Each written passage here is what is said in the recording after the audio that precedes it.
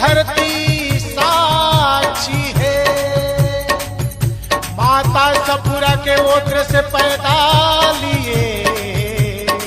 पिता गुरु बाबा काशी है।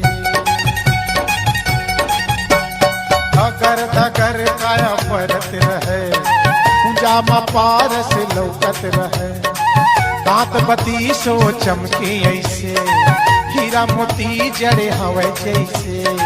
पावे पदुम पीतांबर सोहे, सिर के पगड़ी मनला मोहे, दुलरुआ हाथी में करे सवार,